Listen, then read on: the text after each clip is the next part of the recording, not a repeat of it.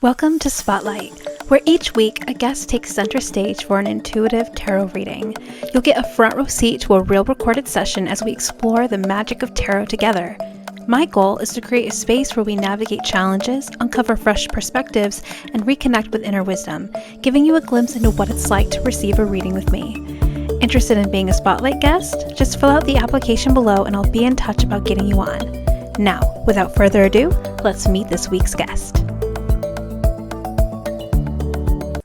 Thank you so much for joining me for another episode of Spotlight, which is part of my Spirit Journey Collective podcast. And I have a really wonderful guest today receiving a reading. Her name is Dr. Katie Williams. And actually, I know her because I was a guest on one of her podcasts. So I'm really excited to have her on. Thank you for being here, Katie.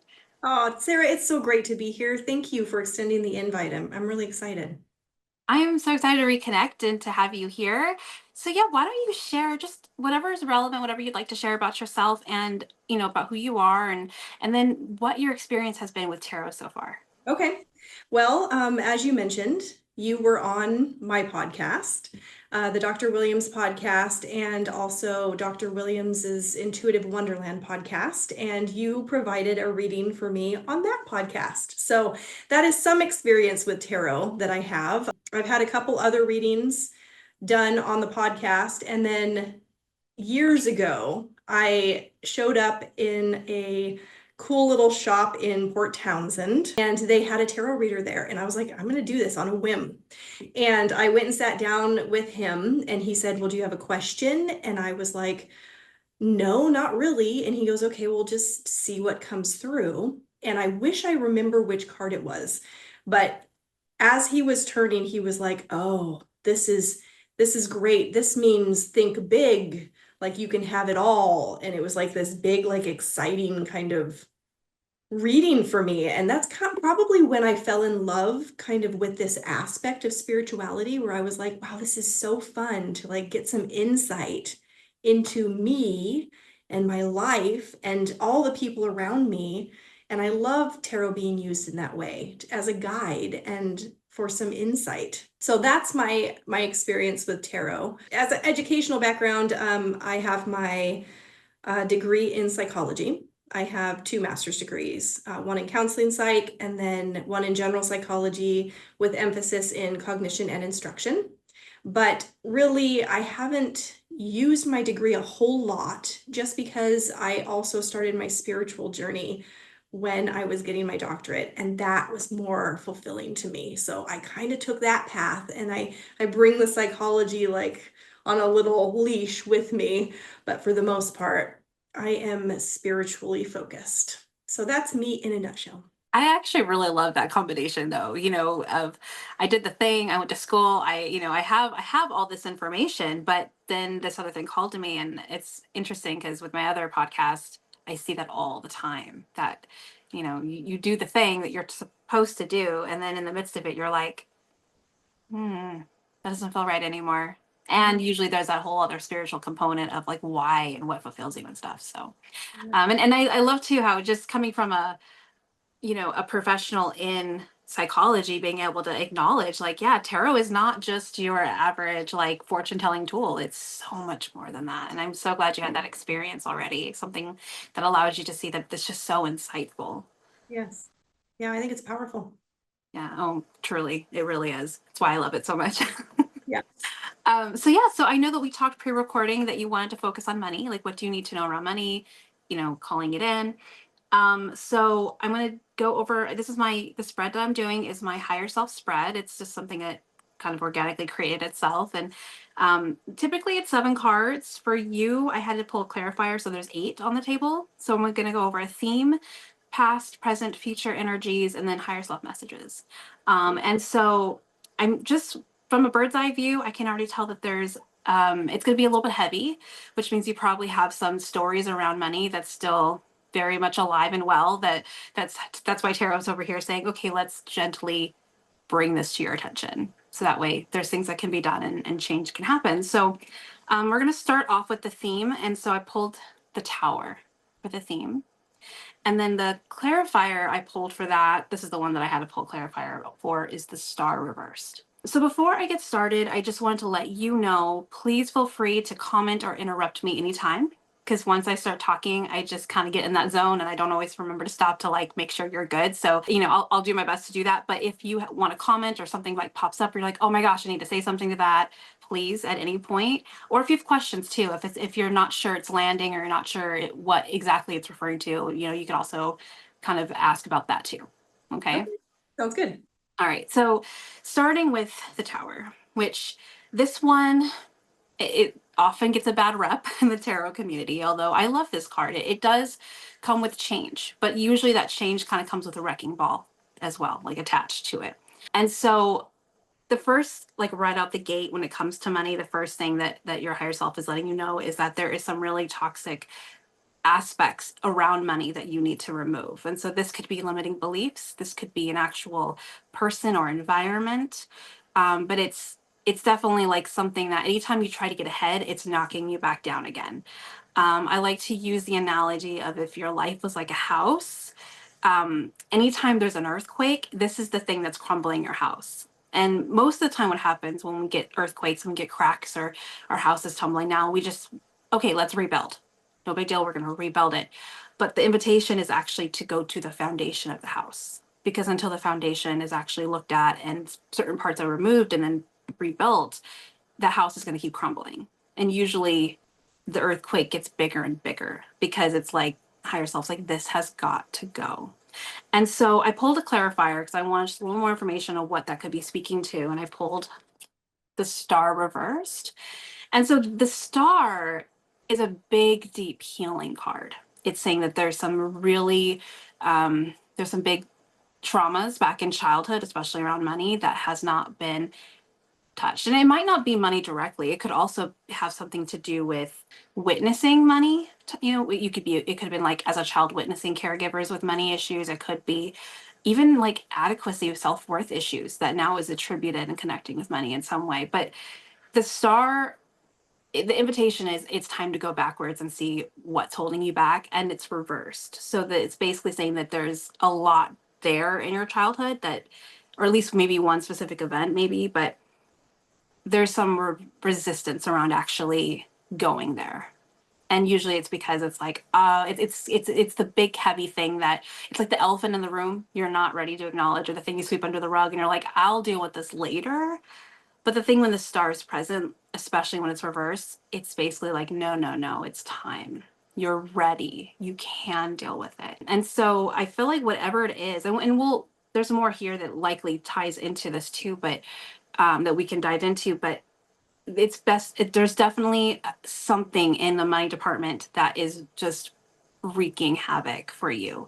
And again, it could be a limiting belief, it could be an actual person, an environment. So it could be external or it could be internal or it could be a combination of both, but it's definitely anytime you think your house is good and you're like, okay, I rebuilt it, I patched the cracks up, it's sturdy now. It's really not, because it's the foundation is still very shaky. So that's our starting point. Okay. I have some thoughts on that, but I'm going to wait and I'm going to see what else kind of comes up before I speak to it. Yeah, absolutely.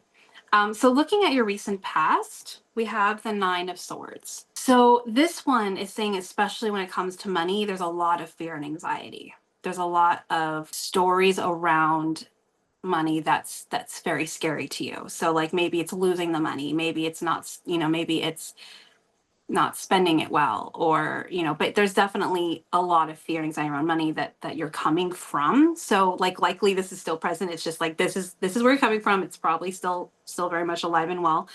So with the Nine of Swords, it's all about your perception. Your perception is something, something terrifying around money. And it could be like, the analogy I use for this is imagine a little kid being afraid of the dark and they think there's a monster that they're seeing in the corner of their room. And they could see like the shape of it and everything. But when they flip on the light, they actually see it's a pile of clothes. So it's not actually what they think it is. So the whole thing about the sword suit in tarot is it's all about the mind and the lens we're looking out of, the stories and narratives we're telling ourselves. And so whenever this card is present, what I usually recommend is write down your fears around money. What are they? Get as detailed as you can, because a couple of things will happen. One, a lot of the power that we're giving it is just making it seem so big up here. When you put it on paper, it really takes the power out of it. And it can help you look at it more from a logical standpoint. So there could be, you might put it on paper and be like, oh, yeah, that might never actually happen now that I'm like getting that perspective. Or you might put it on paper and it still feels very real. And then at that point, I recommend putting, okay, so let's say the worst of the worst case scenarios happen.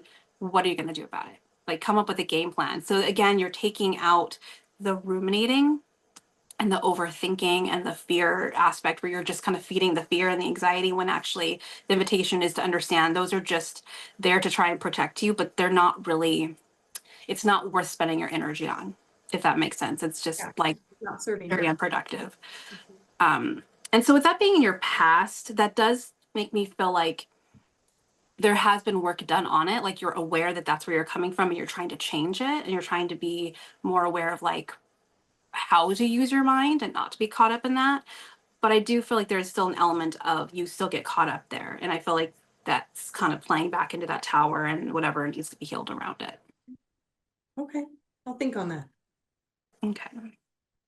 So the next card over is the Page of Cups, which I really, really like. It's out of a lot of these cards, this is kind of like the guiding light in it, because a lot of this is more like, hey, this is something to be aware of. So that way, you know, you can shift or change it. This is more like what can you use in a positive way to help you shift it? And so, and with this being in your present, I feel like this is something that you're already doing and incorporating, and higher self is like, yes, keep doing that because that's going to help you in this shift. So the Page of Cups is like the inner child work card. So it's all about like getting, I mean, so there's a couple aspects. There is the inner child work that comes along with it. Like, so I feel like that is absolutely tying into the star. So there is some inner child belief systems and um maybe core memories around money that's still actively affecting you. But the other side of the Page of Cups is getting into your inner child, like getting connected in the sense of looking at money from like a little kid in wonderment, you know, like not seeing it as this energetic thing that could go away at any moment, seeing it as like, what can I do with this? How can I utilize money in a way that's fun, in a way that's creative, in a way that like fuels and refills me, and being present. And I think a lot of the problem with money is that we tend to get in our heads about it, which gets us out of the present moment. We're either thinking about how maybe experiences we had in the past, or we're worrying about how it's going to play out in the future, but we're not like in the present where money doesn't really, like when you're actually sitting in the now, it doesn't really have any relevancy when you're just here in the moment. And so I feel like a lot of what you're learning and what you're already trying to use in a positive way is being more present, being more in your creativity, being more in, you know, like living in the moment and letting it unfold without feeling like you have to worry about the past or the future. And so I feel like that is like higher selves like, yes, do that. That is going to help you work through those fears. That is going to help you get more clarity on what needs to go, and also be that counterpart to the work that comes with the star, which is doing some trauma, you know, trauma healing, because a lot of the times that can be really heavy too. So when you're able to find your play and your creative expression and a way to like using creative expression as a way to transmute the trauma into something else that's more beautiful and more positive. So yeah, I feel like that, I feel like you're already kind of tapping into that, and the higher self is like, yes, yes, and yes, keep doing Okay. that. All right, I'm going to offer a little bit now. Okay. A little insight in case anybody wants me to tie this in. What came to me at first is when I was younger, my parents were divorced. My dad was kind of the one that was tight with money. And there was always a lot of friction about money.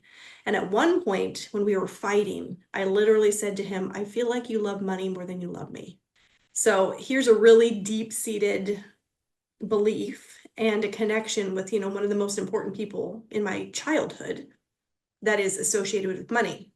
Another time we were leaving the store and I had pennies left, like I'd gotten change and it was pennies. And I threw them on the ground because I wanted a child to be able to find them. Because when I was younger with my grandmother, we would find pennies and it was like a fun thing we did together. And my dad got so mad at me and he said, you don't throw money away. So here's the foundational stuff that you're referring to. As far as in the present, the the things that I'm doing now that I've been thinking about and recognizing is I am already living a lifestyle of one where I don't have to make money because my husband is supporting me. I'm at home. I don't have to work. I'm living the life of somebody who has a lot of money, but I'm not focused on that as much, right? I'm always forward thinking, future thinking. What can I do to bring? Because I want to support him as well. And I have that pressure I put on myself. Instead of just going, wow, I'm already living that lifestyle. What do I love about what I'm living right now? And really aligning with that energy that's really already present for me. Yeah. Wow. That's interesting, especially with that landing in the present, where it's like it's almost like saying, "Hey," I mean, and I would say, especially with the rest of what I'm seeing here, I would definitely say there's absolutely work that is being called in to do for yourself, and it's more about you and your relationship with money and how to better that. But I just love how the present card is like, yeah, you have it. Like, Yeah. you know, you're in this space of creativity where you're in this space where you don't have to worry and you could be more present, and yet there's still around it. And then you did ask about money, so it higher self is like, okay, you asked, let's show you what Yeah, needs to be here worked it on. is. Right. So moving into the near future, I've got two cards. And I kind of feel like this could be even like I know we talked about whether or not you want to tie career in and purpose, and I kind of feel like it's hinting a little bit to that too. So it's like you're getting a little bit of that. So the first card is the Eight of Swords, and then the next card is the higher self message to the near future, and that's the Three of Pentacles reversed. So when it comes to the future card, I mean, often there will be one on the table, but I don't always like to give it a whole lot of attention just because it's like this is where you're headed, but it's just a projection, right? It's what do you do with this information will also shift what comes into the near future. So this is more like heads up, you know?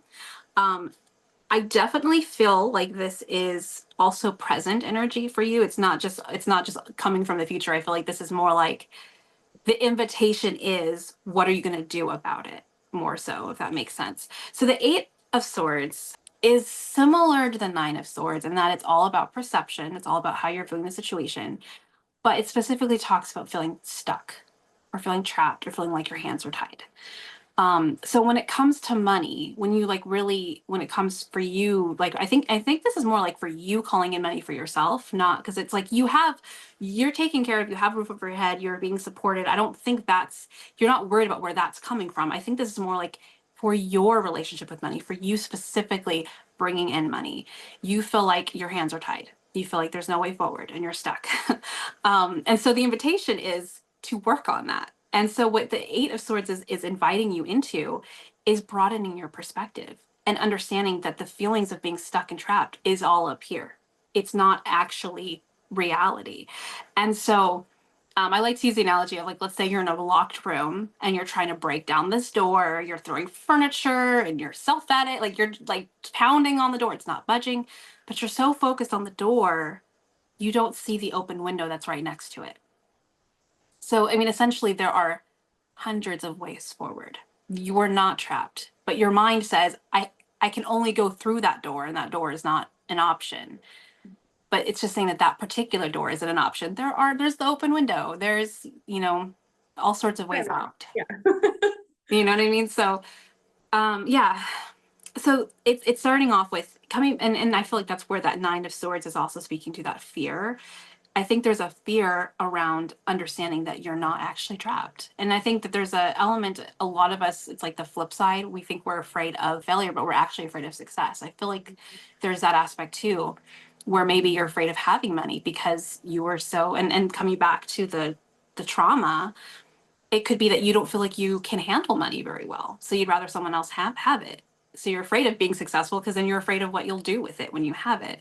Whereas, you know, that Page of Cups, I really love that for you because I feel like higher self is like that freedom you feel now because someone else is handling it is something that you could absolutely have while you have it too. Like that freedom, that creativity, and that being a child and having fun with it, you're allowed to do that. And I feel like that's probably a lot of the work is the fear, the feelings of being trapped. Like all of that I think is around you being able to play, being able to just call it in and know that you're allowed to and it's your right. And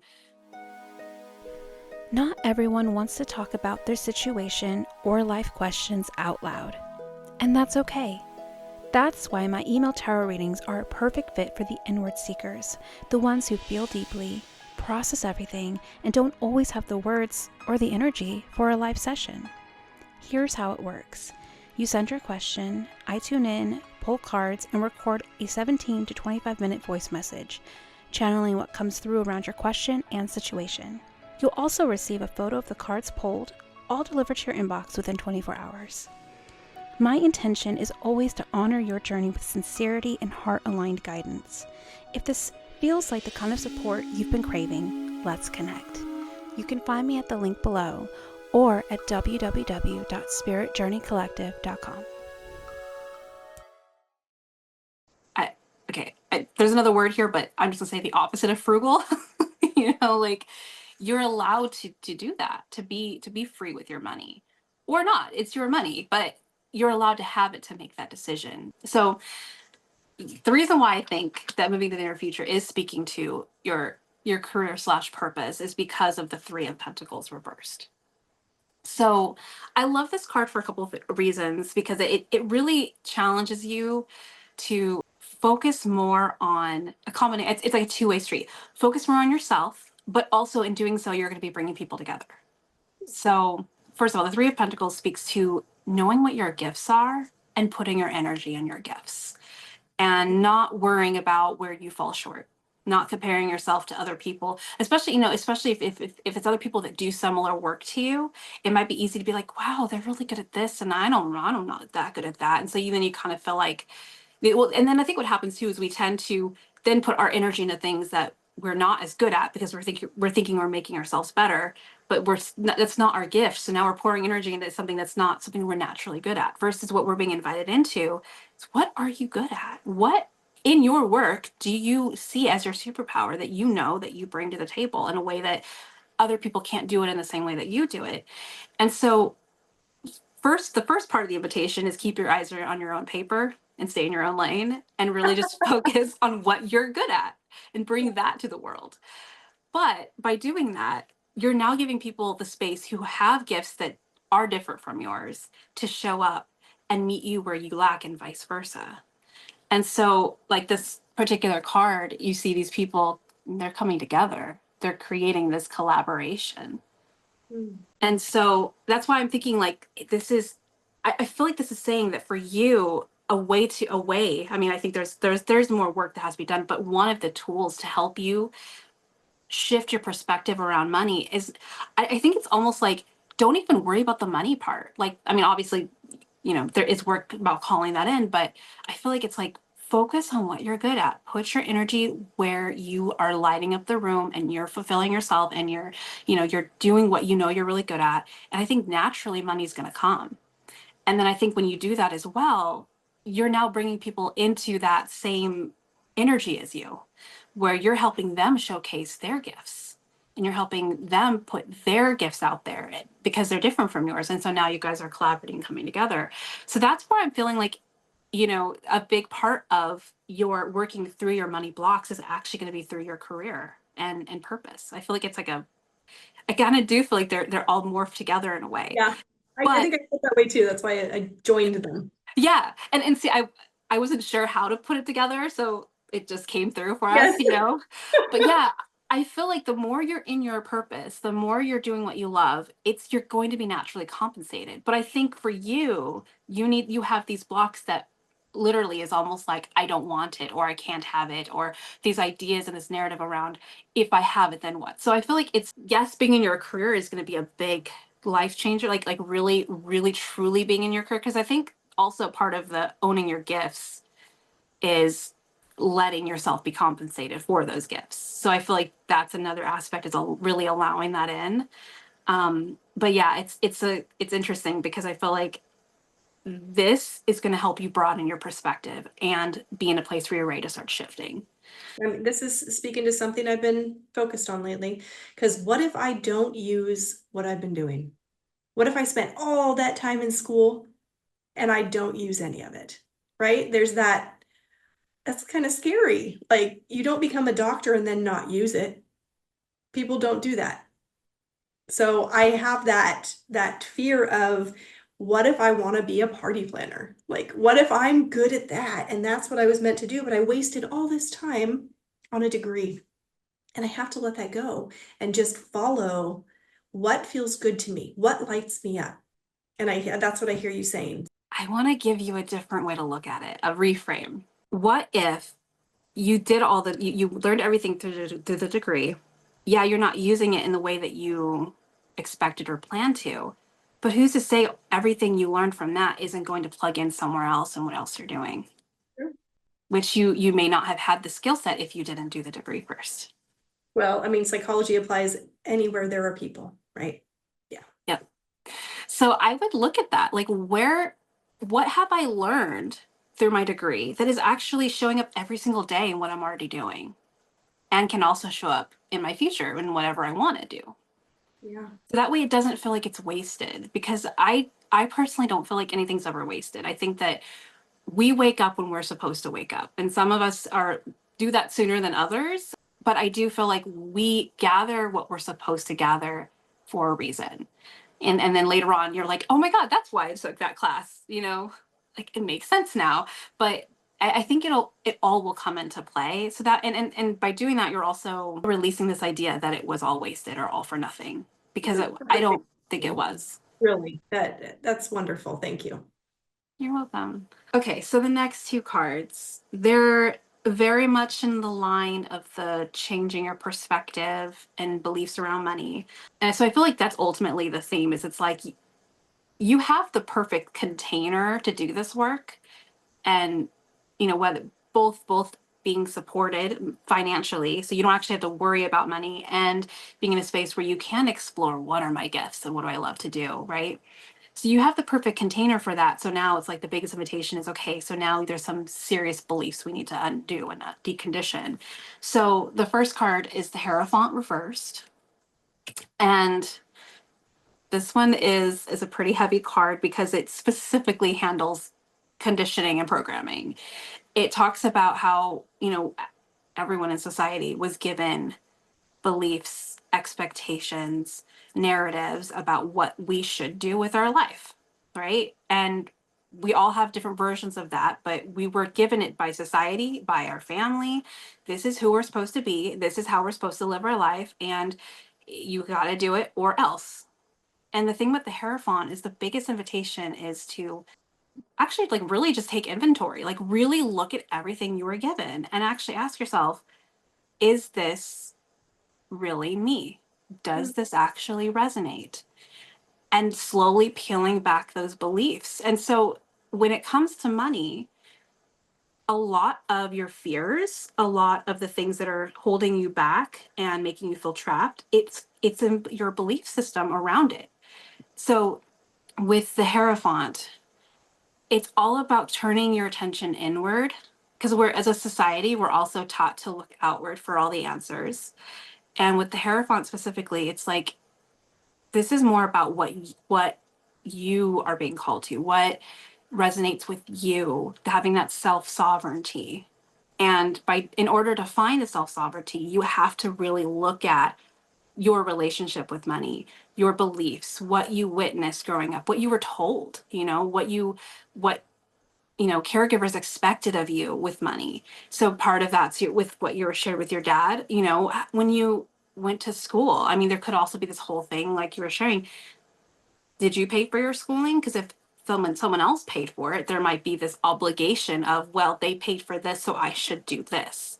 So there's all these belief systems around money that you're really being called to look at. And with it being reversed in this sense, I do feel like in a way you've already started the process. Like, I think you already are starting to realize that just because you were told it, it doesn't mean it's true. And so I feel like you've started the very beginning of this work. And so I feel like that's why the tower is here, the Nine of Swords, the Eight of Swords. It's like you're right on the precipice of just fully diving in and just immersing yourself in these questions of, who am I? What do I believe? What do I want to believe? See, that's the other flip side of the question. There's the what do I believe because I was told to believe it. But then the flip side and the fun side is when you get to say, okay, so this is what I was told, but what do I want to believe instead? And then shifting it, because we do get to choose what we believe. And our beliefs also, that's where we manifest, is from our core beliefs. And so I will say, which is leading us into the next card, which is the Seven of Wands. Which the Seven of Wands is about being triggered. It's about feeling like you need to defend something, and could come a couple different ways. Sometimes someone is just the mirror for us, whether they like it or not, and they're pushing our buttons, and we lash out at them because we feel like we have to get defensive. And they're just the wrong person at the wrong time because our everything we're lashing out has nothing to do with them. So sometimes that happens. Or sometimes we have to be like, hey, I need to draw a boundary because this is an overstep. But in order to know the difference, you need to be aware that you're being triggered enough to be like, wow, okay, I'm getting defensive. I feel like I need to, lash out. What's going on? And kind of checking in before you lash out, or before you take action. But I feel like that's right next to the Hierophant, because a lot of the Hierophant work does tend to come with backlash from those that gave us the beliefs. And, they gave it with good intentions. It wasn't like they were trying to hold you back or stifle you, right? They gave it to you because that's what they believed was the best thing to do. And so part of the Hierophant work is discerning how to gently, with grace say, thank you, but no thank you. Oh my gosh, I just got hit with this visual of taking pennies every time I go to the grocery store and throwing them in the parking lot, like to get over that Mm, that negativity that I experienced as a kid, like allowing myself to, because I get joy in believing that kids are going to get joy from that and I can do it. So yeah, maybe I could heal that by doing that now. absolutely. Oh, I love that. Yeah. And then comes right back to the present and the inner child work too, is you're showing up for that inner child that felt squashed, right? That makes me want to cry. For real. Yeah. So I will say, like, on this journey, don't be surprised if you get people pushing back. That's part of the process. And that's when you check back in with yourself, especially before you find yourself in that defensive, that place where you have to get defensive and fight back. It's checking in and being like, okay, wow, I'm being really triggered around this. What is going on? And do I agree with what they're trying to hand me? Or do I need to gracefully say thank you, but no thank you? And that could come with, I mean, sometimes people get really upset over that. And then, and that could cause a no, like a divide sometimes. And hopefully you hope that they eventually come around and support you. But this isn't about them. This is Yeah. about you. Yeah. And reconnecting. So I feel like from a bird's eye view with money, it's you're safe. You have the right container to play with receiving it. I think it's about changing the perspective around what will happen if you start to get successful and you start to make your own money, and really kind of looking at those questions and looking at the beliefs around it. Really wonderful for me. This is a reading unlike I've ever had, and I've had many, because I usually just step into it and go, just give me whatever's going to come through. And I always get some kind of positive message, because I think, in generally speaking, spiritually speaking, things are always good and always working out for you. And it's really easy for spirit to bring that kind of thing through. But I'm really happy that you offered me this opportunity. And I have to be honest with everybody right now. I felt some shame in asking you to focus on money for me. That's easy to do. When you're saying, I want to know about this, it's because you're lacking in that area.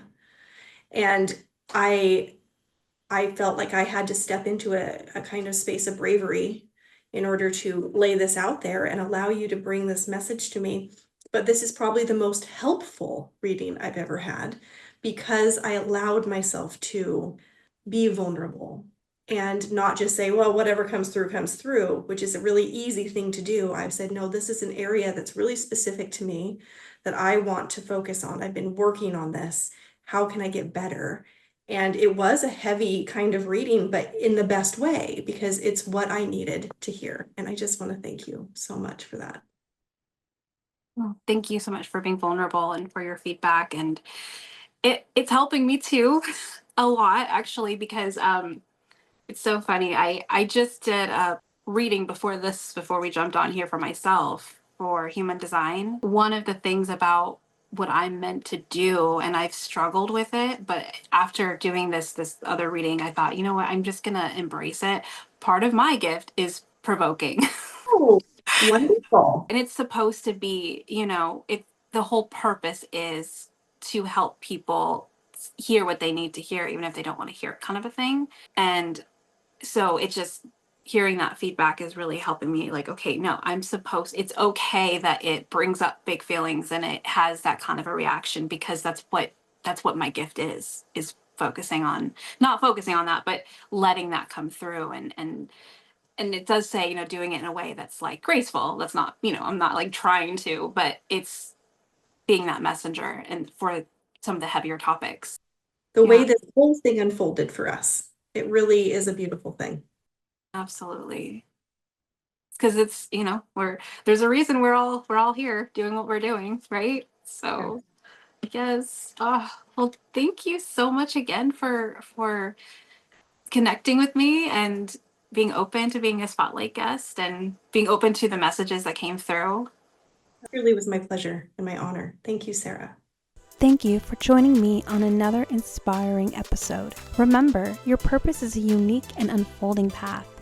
I hope these conversations have ignited a spark within you. Until next time, keep exploring, growing, and embracing the beautiful adventure of connecting with your purpose. Stay tuned for more meaningful conversations.